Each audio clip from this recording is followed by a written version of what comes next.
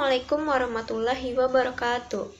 Perkenalkan, nama saya Diana Diva dari Program Studi Pendidikan Biologi Universitas Sriwijaya. Pada kesempatan kali ini, saya akan menjelaskan materi mengenai termoregulasi pada insekta untuk memenuhi tugas mata kuliah Fisiologi Invertebrata.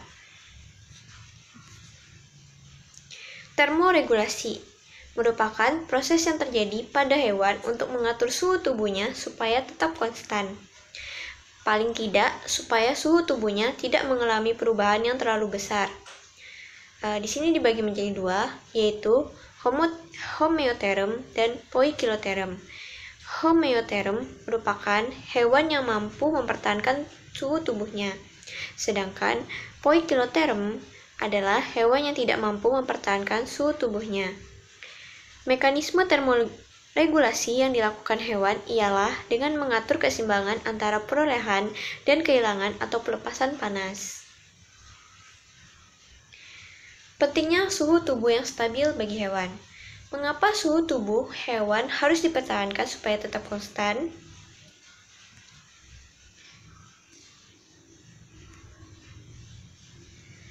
Suhu tubuh yang konstan atau tidak banyak berubah sangat dibutuhkan oleh hewan karena beberapa alasan. Yang pertama, perubahan suhu dapat mempengaruhi konformasi protein dan aktivitas enzim. Apabila aktivitas enzim terganggu, reaksi dalam sel pun akan terganggu. Dengan demikian, perubahan suhu dalam tubuh hewan akan memengaruhi kecepatan reaksi metabolisme dalam sel. Yang kedua, perubahan suhu tubuh berpengaruh terhadap energi kinetik yang dimiliki oleh setiap molekul zat. Peningkatan suhu tubuh akan memberi peluang yang lebih besar kepada berbagai partikel zat untuk saling bertumpukan.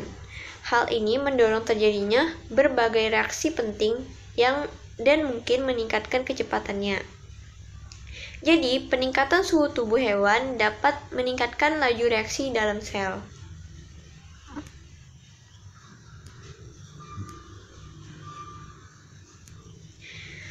Poikiloterm dan homeoterm.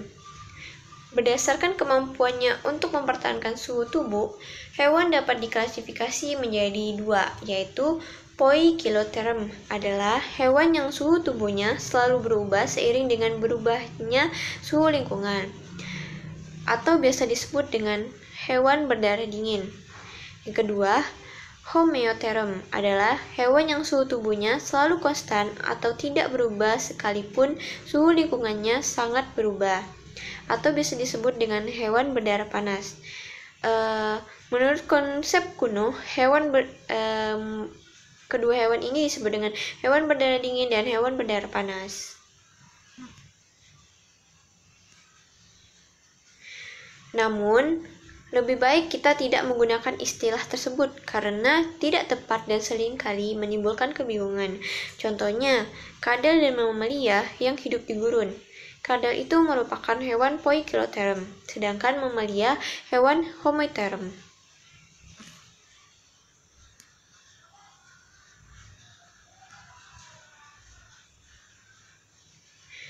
Hewan poikiloterm juga dapat disebut sebagai ektoterm, karena suhu tubuhnya ditentukan dan dipengaruhi oleh suhu lingkungan eksternalnya. Hewan homeoterm dapat disebut dengan sebutan endoterm karena suhu tubuhnya diatur oleh produksi panas yang terjadi dalam tubuh. Kita dapat menemukan adanya beberapa kekecualian, misalnya pada insekta.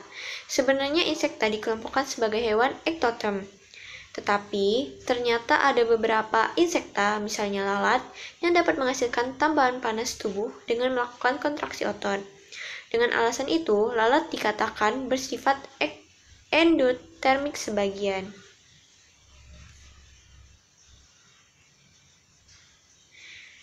Termoregulasi pada ektoterm.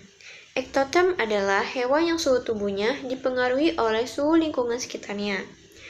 Perolehan panas tubuh pada hewan ektoterm tergantung pada berbagai sumber panas di lingkungan luar.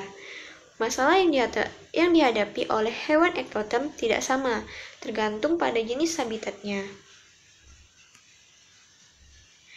Termoregulasi pada ektoterm terestrial. Bagaimana hewan ektoterm terestrial mengatur suhu tubuh mereka? Cara terpenting hewan ektoterm terestrial untuk memperoleh panas ialah dengan menyerap panas atau radiasi matahari. Hewan dapat meningkatkan penyerapan panas matahari dengan cara mengubah warna permukaan tubuhnya dan menghadapkan tubuhnya ke arah matahari. Invertebrata ektotermik terestrial dapat mengubah warna tubuhnya menjadi lebih gelap untuk memperoleh panas matahari lebih banyak. Hewan yang melakukan cara ini antara lain belalang rumput atau belalang hijau dan kumbang.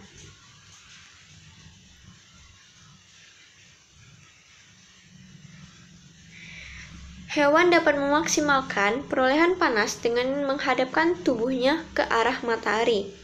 Cara ini dapat kita amati pada belalang lacus yang menghadap ke arah matahari sedemikian rupa sehingga badannya tegak lurus dan sebagian besar tubuhnya mendapat radiasi matahari. Sebaliknya, jika ingin melepaskan panas dari tubuhnya, invertebrata terestrial dapat melakukannya dengan mengubah orientasi tubuh menjauhi sinar matahari atau memanjat pohon. Sekalipun dapat bertahan hidup pada kisaran suhu tubuh yang relatif luas, hewan akan memiliki kisaran suhu tubuh tertentu yang ideal dan lebih disukai, dan yang memungkinkan hewan tersebut menyelenggarakan proses fisiologis secara optimal. Kisaran suhu tubuh ideal yang paling disukai disebut dengan suhu ekritik, biasanya berkisar antara 30–40 derajat Celcius. Kisaran suhu yang lebih luas dan dapat diterima oleh hewan disebut dengan kisaran toleransi termal. Berkaitan dengan adanya kisaran toleransi termal tersebut dikenal dengan istilah yang pertama suhu kritis minimum, yaitu suhu pada titik terendah yang terdapat pada kisaran toleransi termal. Dan yang kedua, suhu kritis maksimum, yaitu suhu pada titik tertinggi yang terdapat pada kisaran toleransi termal. Suhu yang terletak pada suatu titik di atas suhu kritis maksimum dan di bawah suhu kritis minimum sangat tidak sesuai bagi kehidupan hewan. Adaptasi ektoterm terhadap suhu ekstrim. Cara adaptasi hewan ektoterm terhadap suhu yang sangat panas dan suhu yang sangat dingin. Yang pertama yaitu adaptasi terhadap suhu yang sangat panas. Cara pertama, dengan cara meningkatkan laju pendinginan dengan penguapan, yaitu pertama melalui kulit, bagi hewan yang berkulit lembab, contohnya cacing dan katak, atau dengan cara berkeringat untuk hewan yang mempunyai kelenjar keringat. Kedua, melalui saluran napas bagi hewan yang kulitnya tebal dan kedap air, contohnya reptil dan insekta. Cara kedua, mengubah mesin metaboliknya agar bisa bekerja pada suhu tinggi. Hewan yang dapat melakukan hal ini antara lain golongan kadal atau reptil gurun. Contoh organisme lain bukan hewan yang dapat melakukan hal ini adalah bakteri, yang masih dapat hidup pada suhu mendekati 100 derajat Celcius. Contoh hewan yang dapat hidup pada suhu mendekati titik didih tampaknya tidak ada. Selanjutnya, adaptasi terhadap suhu yang sangat dingin. Cara pertama yaitu dengan menambahkan zat larut ke dalam cairan tubuhnya untuk meningkatkan konsentrasi osmotik. Dengan demikian, titik beku cairan tubuhnya dapat diturunkan hingga suhu di bawah 0 derajat Celcius. Zat-zat larut yang ditambahkan biasanya berupa gula seperti fruktosa atau derivatnya dan gliserol, contohnya lalat dari Alaska, Rhabdophaga strobiloides yang dapat bertahan hingga suhu minus 60 derajat Celcius. Gliserol bermanfaat untuk melindungi membran dan enzim dari denaturasi akibat suhu yang sangat dingin. Cara kedua, yaitu dengan menambahkan protein atau glikoprotein anti beku ke dalam cairan tubuh, misalnya pada ikan es dari Antartika, Trematomus brogrevinki. Glikoprotein yang dimaksud ialah molekul polimer dari sejumlah monomer yang tersusun atas dipeptida yang terikat pada derivat galaktosamin. yaitu alanin, treonin, galaktosa derivatif. Senyawa ini sangat penting untuk menghambat pembentukan kristal-kristal es di dalam sel dan mencegah kerusakan membran. Cara ketiga yaitu dengan cara supercooling, yaitu aktivitas menurunkan titik beku air sampai serendah minus 30 derajat Celcius sampai 20 derajat Celcius.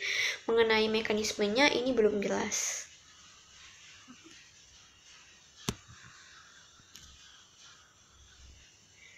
Sekian presentasi dari saya. Apabila ada salah kata, saya mohon maaf. Wabillahi taufiq wal hidayah. Wassalamualaikum warahmatullahi wabarakatuh.